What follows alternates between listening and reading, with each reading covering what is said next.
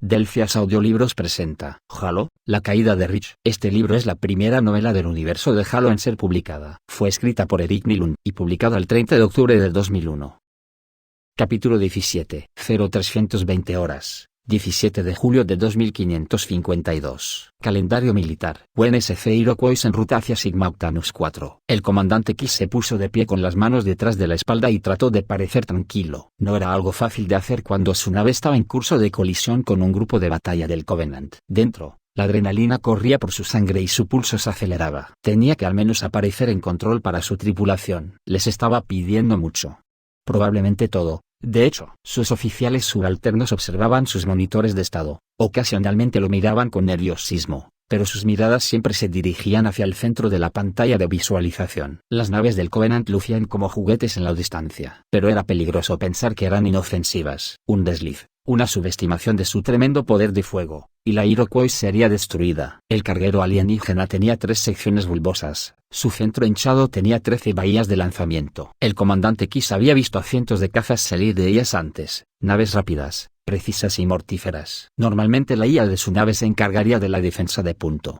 Solo que esta vez, no había ninguna IA instalada en la Iroquois. El destructor alienígena era de nuevo un tercio más masivo que la Iroquois. Estaba repleto de torretas de láser de pulso, antenas como de insectos y cápsulas quitinosas. El carguero y el destructor se desplazaban juntos, pero no hacia la Iroquois. Lentamente se dirigían hacia el interior del sistema, hacia Sigma Octanus 4. ¿Iban a ignorarlo? ¿Iban a vitrificar el planeta sin siquiera molestarse en apartarlo del camino primero? Sin embargo, las fragatas del Covenant se quedaron atrás. Se giraron al unísono y sus lados se orientaron hacia la Iroquois, preparándose para una andanada. Aparecieron motas de luz roja y se agolparon hacia las líneas laterales de las fragatas, formando una sólida franja de iluminación infernal. Detecto altos niveles de radiación de partículas beta, dijo el teniente Dominic. Se están preparando para disparar sus armas de plasma, comandante. ¿Corrección de curso, señor?, preguntó el teniente Jaggers. Sus dedos introdujeron un nuevo rumbo hacia fuera del sistema. Mantenga el curso. El comandante Kiss necesitó toda su concentración para decir eso con naturalidad. El teniente Jaggers se dio la vuelta y comenzó a hablar, pero el comandante Kiss no tuvo tiempo de responder a sus preocupaciones. Teniente Hikowa, dijo el comandante Kiss, arme un misil SIVA. Retire todos los fierres de seguridad de lanzamiento nuclear. SIVA armado. A la orden, comandante. La cara de la teniente Hikowa era una máscara de sombría determinación. Ajuste el detonador solo para la secuencia de detonación de código transmitido por radio. Deshabilite el detonador de proximidad.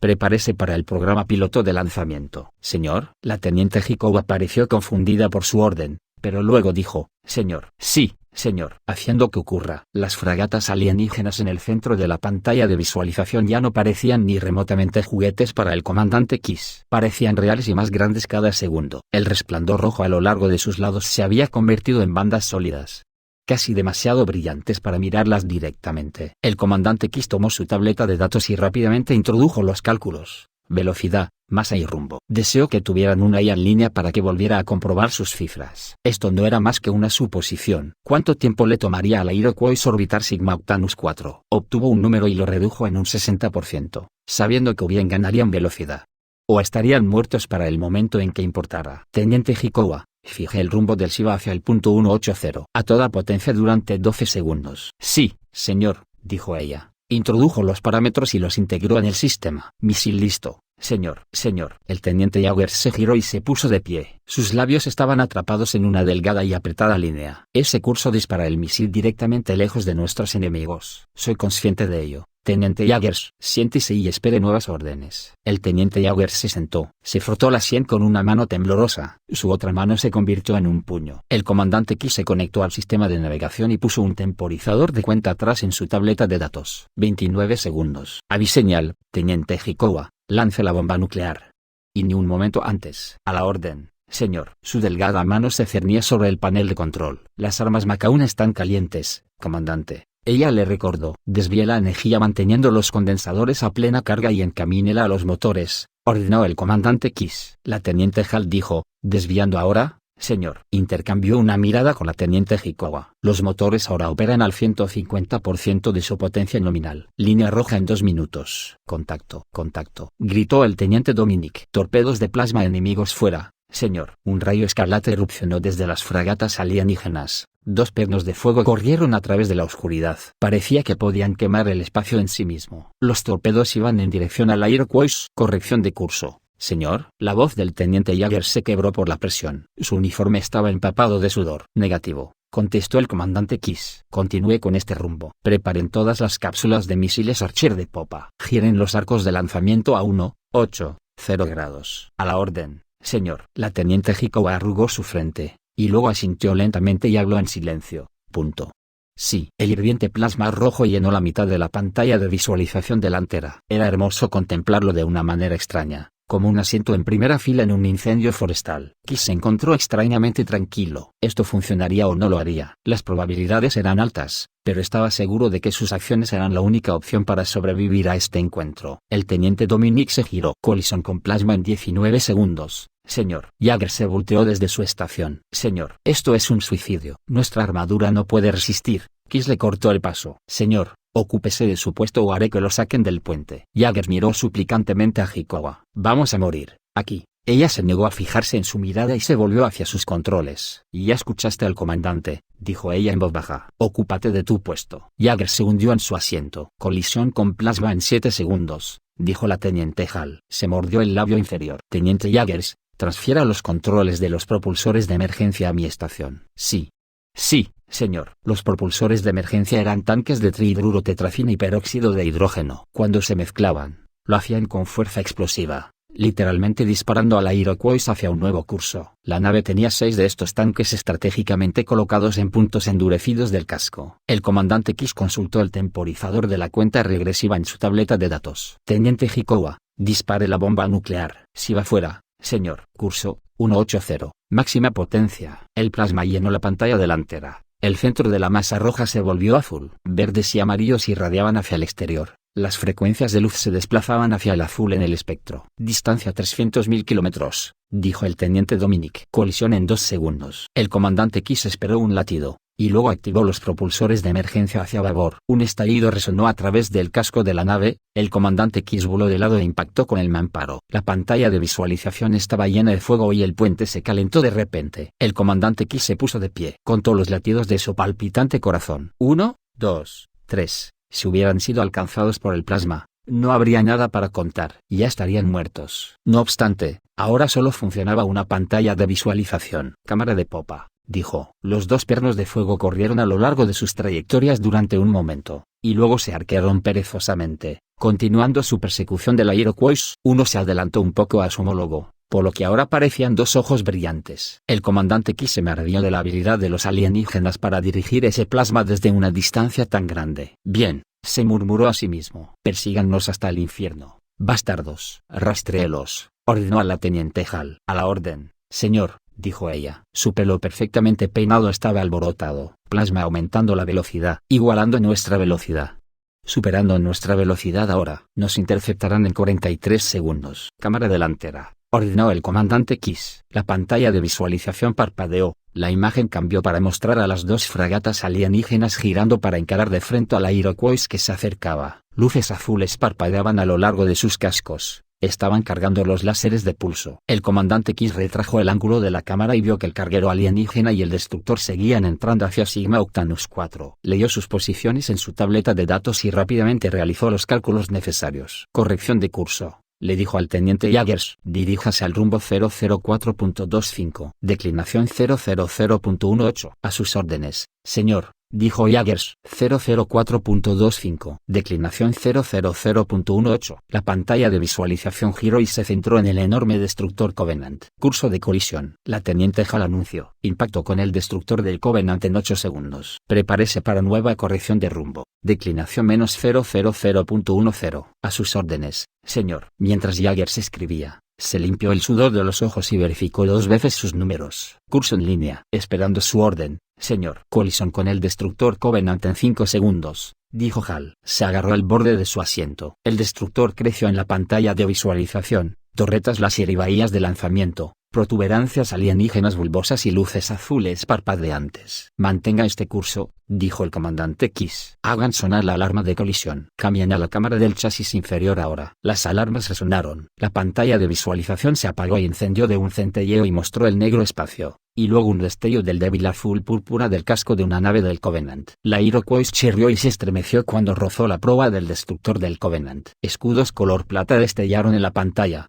Luego la pantalla se llenó de estática. Corrección de curso ahora, gritó el comandante Kiss. A la orden, señor. Hubo una breve ignición de los propulsores y la Iroquois se inclinó ligeramente hacia abajo. Perforación del casco. La teniente Hall dijo. Sellando puertas de presión. Cámara de popa, dijo el comandante Kiss. Armas. Disparé las cápsulas de misiles Archer de popa. Misiles fuera, contestó la teniente Hikawa. Kiss observó como el primero de los torpedos de plasma que habían estado siguiendo a la Iroquois impactó en la proa del destructor alienígena. Los escudos de la nave ardieron, parpadearon y desaparecieron. El segundo perno golpeó un momento después. El casco de la nave alienígena resplandeció y luego se puso al rojo vivo. Se derritió e hirvió. Explosiones secundarias atravesaron el casco. Los misiles Archer se dirigieron hacia la herida nave del Covenant. Pequeños senderos de gases de escape se extendían desde la Iroquois hasta el objetivo. Chocaron contra las heridas abiertas en el casco y detonaron. Fuego y restos estallaron del destructor. Una sonrisa se extendió por la cara de Kiss mientras veía la nave alienígena arder, escorar y sumergirse lentamente en el pozo gravitatorio de Sigma Octanus 4. Sin energía, la nave Covenant se quemaría en la atmósfera del planeta. El comandante Kiss conectó el intercomunicador. Prepárense para maniobra con los propulsores de emergencia. Golpeó los controles de los propulsores. La fuerza explosiva detonó en el lado de estribor de la nave. La Iroquois se inclinó hacia Sigma Octanus 4. Corrección de curso, teniente Jaggers, dijo. Llévenos a una órbita cerrada. A sus órdenes, señor. Furiosamente introdujo los comandos, desviando la salida del motor a través de los propulsores de altitud. El casco de la Iroquois resplandeció en rojo cuando entró en la atmósfera. Una nube de ionización amarilla se acumuló alrededor de la pantalla de visualización. El comandante Kiss agarró más fuerte la barandilla. La pantalla de visualización se despejó y pudo ver las estrellas. La Iroquois entró en el lado oscuro del planeta. El comandante Kiss se hundió hacia adelante y comenzó a respirar de nuevo. Falla del refrigerante del motor, señor, dijo la teniente Hall. Apague los motores, ordenó. Ventilación de emergencia. A la orden, señor. Ventilando el plasma del reactor de fusión. La Iroquois se quedó abruptamente en silencio, sin el murmullo de sus motores. Y nadie dijo nada hasta que la teniente Hikawa se puso de pie y dijo, señor, esa fue la maniobra más brillante que jamás he visto. El comandante Kiss hizo una breve sonrisa. ¿Eso cree, teniente? Si uno de sus alumnos hubiera propuesto tal maniobra en su clase de tácticas, le habría dado un fe más. Le habría dicho que su maniobra estaba llena de valentía y audacia, pero que era extremadamente arriesgada, y que ponía a la tripulación de la nave en un peligro innecesario. Esto no ha terminado todavía. Manténganse alerta, les dijo. Teniente Hikawa, ¿cuál es el estado de la carga de las armas Mac? Condensadores al 95%, señor, y drenándose a un ritmo del 3% por minuto. Armas Mac listas, un proyectil pesado cada una. Arme todas las cápsulas de misiles Archer de proa. A la orden, señor. La Iroquois se liberó del lado oscuro de Sigma Octanus 4. Encienda propulsores químicos para romper la órbita, teniente Hall. Encendiendo. A la orden. Hubo un breve murmullo. La pantalla se concentró en la parte trasera de las dos fragatas del Covenant que habían pasado en el camino de entrada. Las naves alienígenas comenzaron a aproximarse. Destellos azules parpadeaban a lo largo de sus cascos mientras sus torretas láser cargaban. Motas de rojo se acumulaban a lo largo de sus líneas laterales. Estaban preparando otra salva de torpedos de plasma. No obstante, había algo allí que era demasiado pequeño para verlo en la pantalla de visualización. La bomba nuclear. Kiss había lanzado ese misil en la dirección opuesta, pero su empuje inverso no había superado completamente su tremenda velocidad de avance. Cuando la Iroquois había rozado la proa del destructor y mientras orbitaba Sigma Octanus 4, la bomba se había acercado más a las fragatas,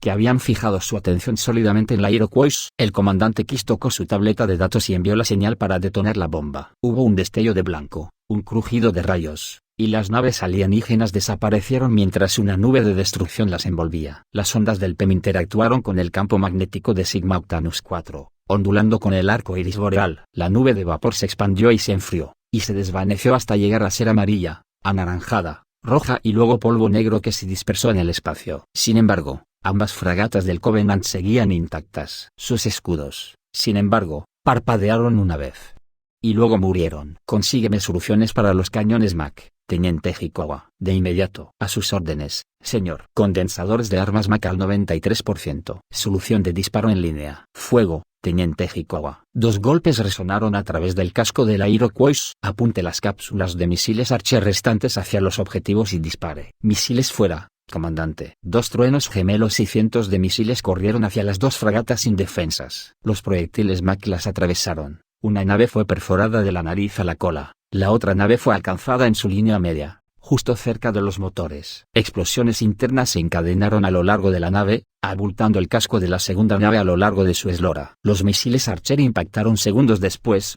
explotando a través de trozos de casco y armadura, destrozando las naves alienígenas. La fragata que había recibido el proyectil MAC en sus motores se hinchó en forma de hongo, un ramo de fuegos artificiales de metralla y chispas. La otra nave ardió, su estructura esquelética interna ahora se veía. Se volteó hacia la Iroquois, pero no disparó ningún arma.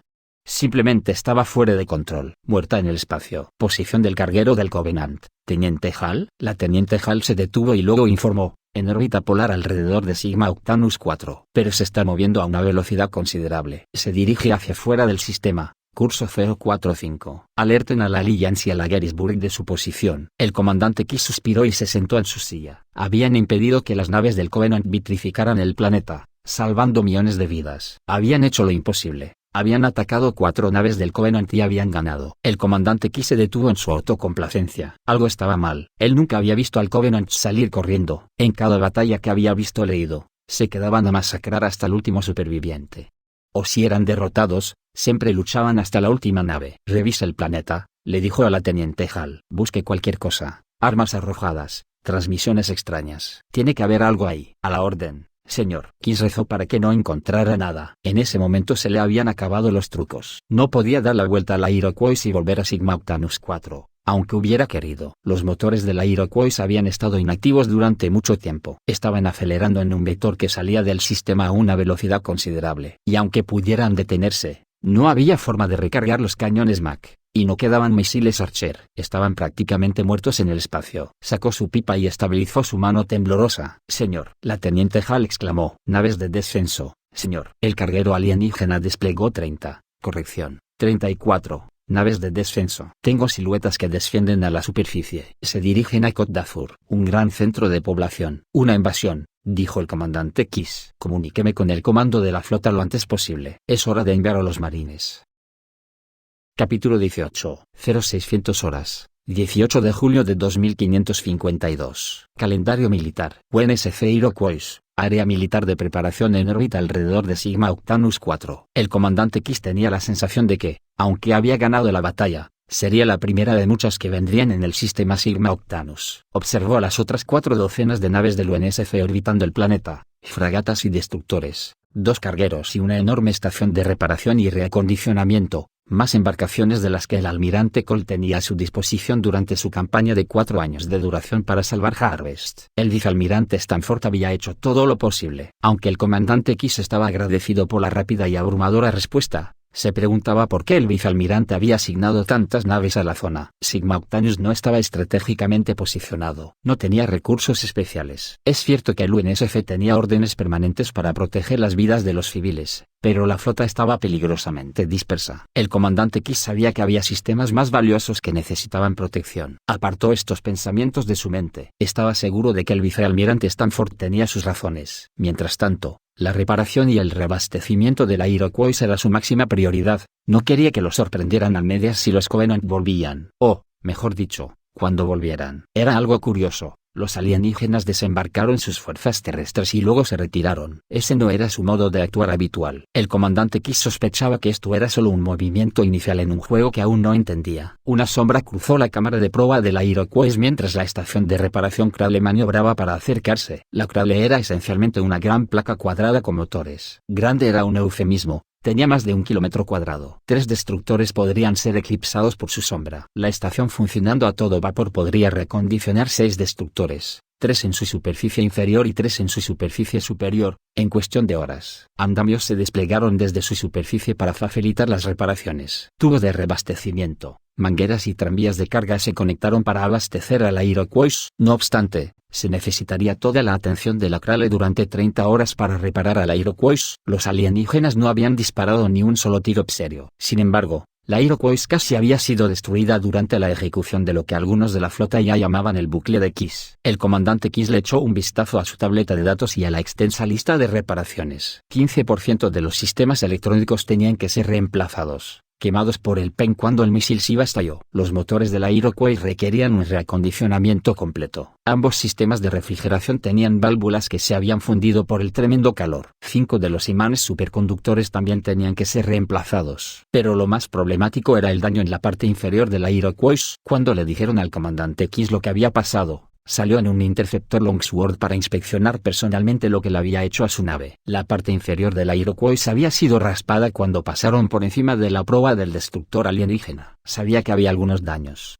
pero no estaba preparado para lo que vio. Los destructores del UNSC tenían casi 2 metros de titanio, una placa de batalla en sus superficies. El comandante Kiss la había desgastado toda. Había abierto brechas en todas las cubiertas inferiores de la Iroquois. Los irregulares bordes dentados de la placa se enrollaban hacia afuera de la herida. Hombres en paquetes de propulsión de caminata espacial estaban ocupados cortando las secciones dañadas para poder soldar nuevas placas en su lugar. La parte inferior estaba lisa como un espejo y perfectamente plana. Pero Kiss sabía que la apariencia de planitud benigna era engañosa. Si el ángulo de la Iroquois hubiese estado inclinado un solo grado hacia abajo, la fuerza de las dos naves en el impacto habría destrozado su nave por la mitad. Las rayas rojas de la guerra que habían sido pintadas en el lado de la Iroquois parecían tajos sangrantes. El comandante del muelle le había dicho en privado al comandante Kiss que su tripulación podía raspar la pintura, o incluso volver a pintar las rayas de guerra, si él quería. El comandante Kiss había rechazado educadamente la oferta. Quería que permanecieran exactamente como estaban. Quería que le recordaran que, aunque todo el mundo había admirado lo que él había hecho, había sido un acto de desesperación, no de heroísmo. Quería que le recordaran lo cerca que estuvo de la muerte. El comandante Kiss regresó a la Iroquois y se encaminó directamente a sus dependencias. Se sentó en su antiguo escritorio de roble y tocó el intercomunicador. Teniente Dominic, tiene el puente durante el próximo ciclo. No quiero ser molestado. ¿De acuerdo, comandante? Entendido. El comandante Kiss se aflojó el cuello y se desabrochó el uniforme. Tomó la botella de whisky escocés de 70 años que su padre le había dado del último cajón,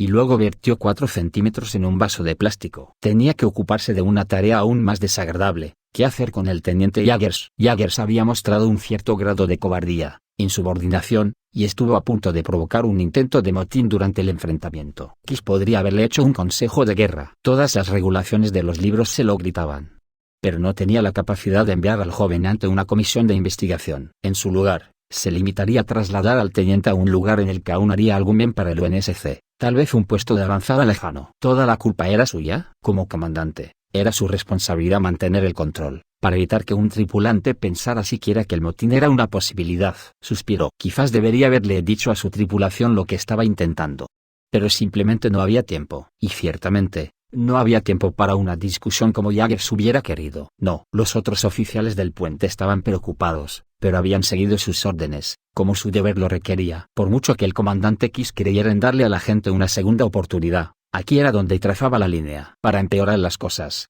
transferir a Jaggers dejaría un hueco en la tripulación del puente. El comandante Kiss accedió a los registros de servicio de los oficiales subalternos de la Iroquois. Había varios que podrían calificar para oficial de navegación. Hojeó sus archivos en su tableta de datos y luego se detuvo. El artículo teórico sobre la compresión del espacio y la masa estaba aún abierto, así como sus correcciones de rumbo calculadas apresuradamente. Sonrió y archivó esas notas. Algún día podría dar una conferencia sobre esta batalla en la academia. Sería útil tener el material fuente original. También estaban los datos del puesto de avanzada sensor Arquímedes. Ese informe se había hecho a conciencia: gráficos de datos claros y un rumbo de navegación trazado para el objeto a través del espacio rebufo, lo cual no era una tarea fácil ni siquiera con una IA. El informe incluso tenía etiquetas para enviarlo a la sección de astrofísica del UNSC. Cuidadoso, buscó el registro de servicio del oficial que había presentado el informe, Alfred William Lovell. Kiss se acercó más. La hoja de vida de la carrera de servicio del chico era casi el doble de larga que la suya. Se había ofrecido como voluntario y había sido aceptado en la Academia de Luna. Fue transferido en su segundo año, habiendo recibido ya una comisión de alférez por heroísmo en un vuelo de entrenamiento que había salvado a toda la tripulación. Asumió sus funciones en la primera corbeta que salió y se dirigió a la batalla. 3 estrellas de bronce, un racimo de plata, y 2 corazones púrpura, y había sido catapultado a teniente en 3 años. Entonces algo salió terriblemente mal. El declive de Lovell en el UNSF había sido tan rápido como su ascenso. 4 informes de insubordinación y fue degradado a teniente segundo y transferido 2 veces. Un incidente con una mujer civil. No había detalles en los archivos, aunque el comandante Kiss se preguntaba si la muchacha incluida en el informe, Anna Gerov, era la hija del vicealmirante Gerov. Había sido reasignado al puesto avanzado Sensor Arquímedes, y había estado ahí durante el último año, un tiempo inédito en una instalación tan remota. El comandante Kiss revisó los registros de cuando Lovell estaba de servicio. Eran cuidadosos e inteligentes. Así que el chico seguía en forma. ¿Se escondía? Hubo un suave golpe en su puerta. Teniente Dominic, le dije que no quería que me molestara. Perdona que te moleste, hijo, dijo una voz apagada. La rueda de la puerta de presión giró y el vicealmirante Stanford entró. Pero pensé en pasar por aquí ya que estaba en el vecindario. El vicealmirante Stanford era mucho más pequeño en persona de lo que aparecía en pantalla. Su espalda estaba encorvada con la edad, y su pelo blanco se estaba adelgazando en la coronilla. Aún así, irradiaba un aire tranquilizador de autoridad que Kiss reconoció instantáneamente. Señor. El comandante Kiss se puso de pie en posición de firmes, golpeando su silla. En descanso, hijo. El vicealmirante miró a su alrededor, y su mirada se detuvo un momento en la copia enmarcada del manuscrito original de Lagrange en el que derivó sus ecuaciones de movimiento. ¿Puedes servirme unos dedos de whisky? Si puedes. Sí, señor. Kiss tropezó nerviosamente con otro vaso de plástico y le sirvió un trago al vicealmirante. Stanford tomó un sorbo y luego suspiró apreciativamente. Muy bueno. Kiss enderezó su silla y se lo ofreció al vicealmirante. Él se sentó y se inclinó hacia adelante. Quería felicitarte personalmente por el milagro que hiciste aquí, Kiss. Señor, yo no. Stanford levantó un dedo. No me interrumpas, hijo. Esa fue una pieza infernal de astrogación la que lograste. La gente se dio cuenta. Sin mencionar el aumento de moral que se le ha dado a toda la flota. Tomó otro sorbo del licor y exhaló. Ahora, esa es la razón por la que estamos todos aquí. Necesitamos una victoria. Ha pasado mucho tiempo. Esos bastardos alienígenas nos están haciendo pedazos. Así que esto tiene que ser una victoria. No importa lo que cueste. Lo entiendo, señor, dijo el comandante Kiss. Sabía que la moral había estado cayendo durante años en todo el UNSC. Ningún militar, por muy bien entrenado que estuviera, podría soportar una derrota tras otra sin que ello afectara su determinación en las batallas. ¿Cómo va todo en el planeta? Ahora mismo no te preocupes por eso. El vicealmirante Stanford se echó hacia atrás en su silla, balanceándose sobre 2 piernas. El general Kitts tiene a sus tropas ahí abajo. Han evacuado de las ciudades circundantes y atacarán Côte d'Azur en menos de 1 hora. Aplastarán a esos alienígenas más rápido de lo que puedes escupir. Tú solo mira. Por supuesto, señor. El comandante Kitts miró hacia otro lado. ¿Tienes algo más que decir, muchacho? Escúpelo. Bueno, señor.